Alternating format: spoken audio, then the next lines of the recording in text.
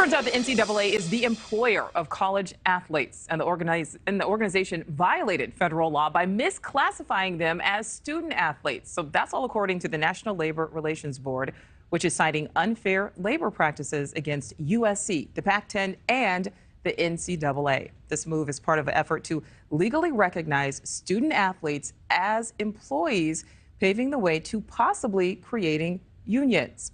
Joining us now, Reddock Wright, founder and managing partner of the Reddock Law Group. Thank you so much for being with us, Angela. Put this into context for us. How big of a deal is this and why? It is a huge deal because in America and internationally, we love our sports. So we follow everything that there is to do with athletes. And certainly this has been a story in the forefront in the U.S. in terms of whether our college athletes are really being treated fairly when it comes to the policies and the practices of the NCAA. And so what this National Labor Relations Board ruling does, it takes a bold step forward to say that these student athletes are now possibly going to be classified as employees, which means that they have all the rights that an employee would have in the workplace, the right to benefits and the right to fair working conditions, and in this instance, the right to unionize, which we're starting to see creep up across the country. All right, so Angela, a lot of people hear this and they know of or they've heard about that recent name, image, likeness policy, which is allowing players to start being paid for the first time. So how is this different from that?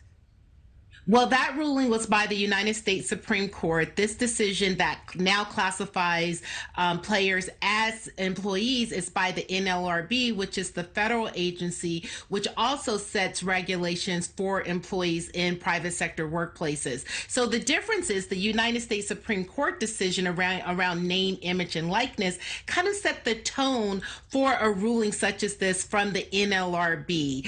So it's really just building on and not taking away, and just providing even more rights to student athletes. All right, Angela, you are a smart woman. I know you already know it's not the first time college athletes have pushed to unionize. Of course, Northwestern University football players famously tried to almost a decade ago. So that was then. What is different now? And do you think this will be successful? Well, the difference now, at that time, the NLRB specifically rejected the request from Northwestern players to unionize and said that they thought it would be too much of a disruption to the workplace and the policies and the rules related to the workplace. So now, jump ahead 10 years, that same organization has actually made an affirmative decision which says that student athletes are employees. So it totally makes the way for and creates the opportunity for these student athletes to now organize. Thank you for watching. Go to newsnation.now.com to find NewsNation on your television provider. And don't forget to click the red subscribe button below to get more of NewsNation's fact-driven, unbiased coverage.